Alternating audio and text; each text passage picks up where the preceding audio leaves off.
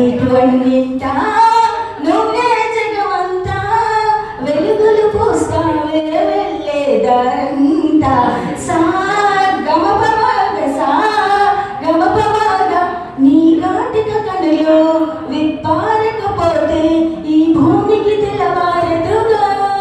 నీ గాజల చేయి కదలాడకపోతే ఏ మనుగడ కొనసాగదుగా